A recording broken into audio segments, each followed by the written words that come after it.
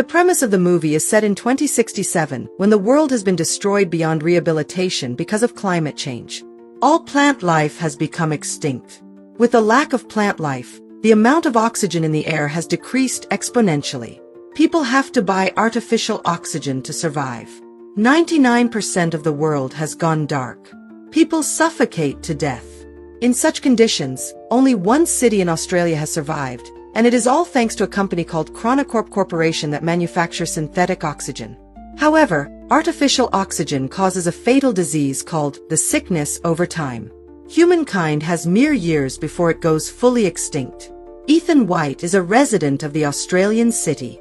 He and his friend, Jude, work as mechanics in the Chronocorp Corporation. The corporation is also working day and night to find a cure for the sickness and a way to save the world. Ethan's wife, Xantha, also has the sickness. Ethan works hard day and night to earn money and buy her better oxygen. One day, as Ethan and Jude work in the tunnel, Chronocorp's CTO of particle research, Regina Jackson, summons them to her office. There, she introduces herself to the two and tells them that humanity is going to die in a few years if the conditions do not change. She then reveals that Ethan is the only one who can help everyone and save humanity. Ethan is confused and doesn't believe her, but Regina insists he visit their lab. The lab has huge machinery. The lab doctor, named Billy Mitchell, introduces himself to Ethan and looks at Ethan's wrist device for a second. They then explain to him that Ethan's father, Dr. Richard White, started this project 20 years ago. The machine that stands in front of them is a time machine called the Chronicle. In the first ever experiment done with the machine, they sent radio waves into it to check what was on the other side. They found out through it that 407 years later, in 2474, the Earth would have enough vegetation to maintain enough oxygen in the air and sustain human life. The people come to believe that if humanity still exists several hundred years later, it is likely that they have found solutions to all the problems plaguing their reality. However, strange activity baffled the scientists. The waves they sent had come back reformed. When they decoded it, they found out that someone from the future had sent them the message saying, "Send Ethan White." So now, Regina and the whole team want to send Ethan into the future for him to bring back the cure. Ethan is beyond surprised. He doesn't believe them and thinks that Regina is just bluffing. Moreover, he doesn't want to leave his sick wife and go into the future, so he declines to help. Later, Ethan and Jude are at a diner where they buy crisp oxygen. Jude tries to persuade Ethan to go through with the plan and help save humanity. However, Ethan laughs at him, saying that he doesn't want to be like his father. Ethan hates his father for never being there for him. 20 years ago, his father left home and went missing, while his mother was killed when he was a kid. Since then, he has been brought up by Jude, a man whom Ethan regards as his older brother as well as his best friend. He blames his father for leaving his mother to complete the project and doesn't want to follow in his path and leave his sick wife. However, Jude manages to persuade him, saying that the only way he can save his wife is by finding a cure. Ethan reminisces about his 8th birthday when his father had bought him a strange box as a gift. As he put his hands inside the box, a device latched onto his wrist, making him bleed. Richard had placed a permanent hand device on his son. It has been many years, but Ethan doesn't know its use yet. Later at home, Ethan tells Xantha everything that happened during the day, and she too insists he go.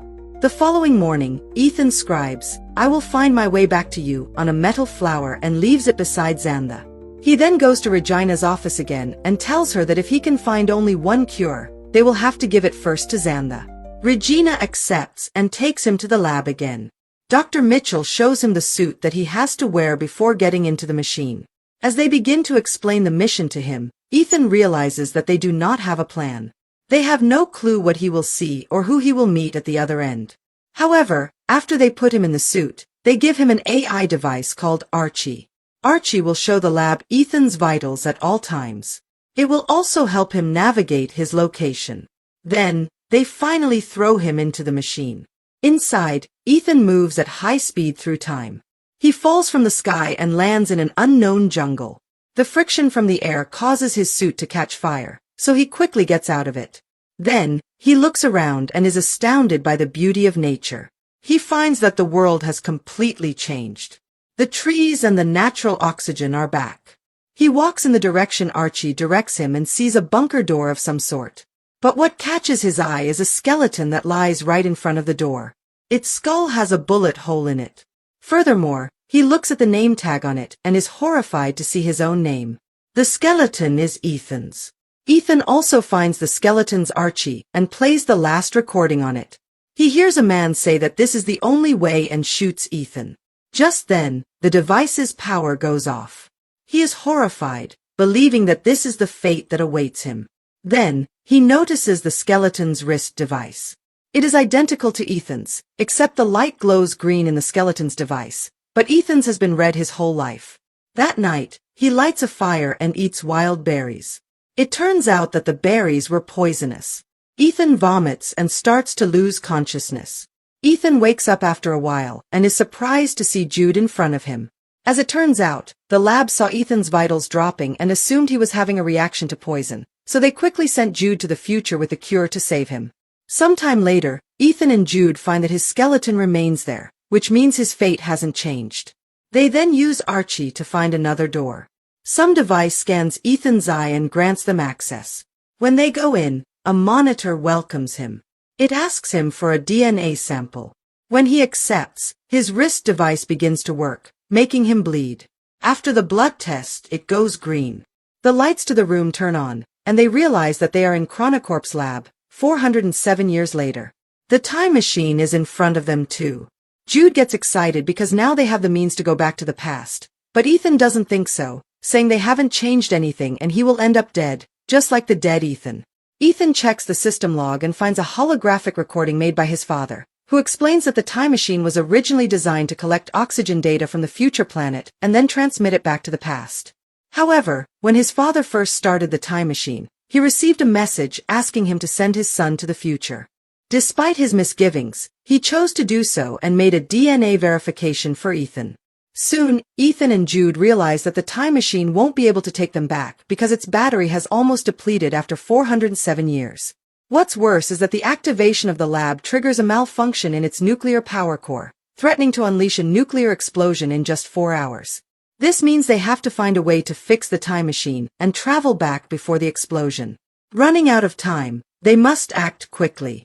Outside, they are surprised to find a ruined city covered with green plants, but inhabited by no humans, showing that Earth is starting to recover itself after human extinction. Human skeletons are scattered everywhere. Ethan goes to his wife's house, only to find her bones, causing him to fall into despair. Jude tries to persuade him to go back to the past, as the cure for the sickness doesn't seem to exist even in the future world. However, Jude's words make Ethan suspicious. He then turns on the rusty Archie to play the recording once again, from which he recognizes Jude's voice, realizing that Jude is the one who shot him.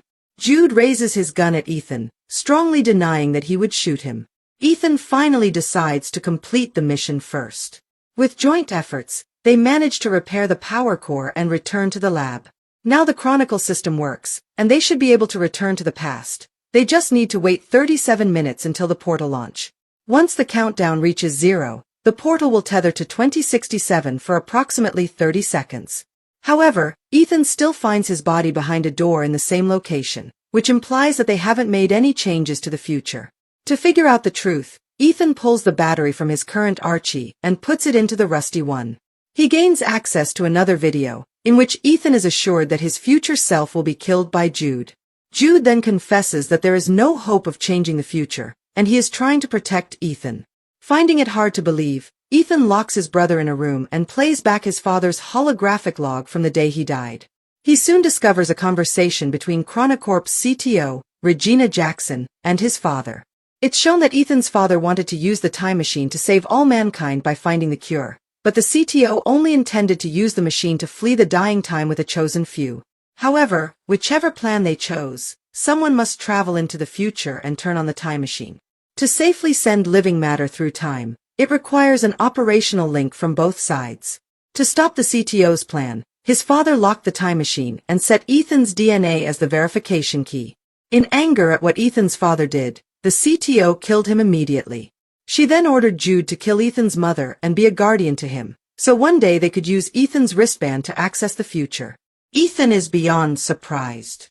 The man he thought of as his brother turned out to be the one who killed his mother and is about to kill him too. He also realizes that he misunderstood his father, who didn't deliberately abandon the family.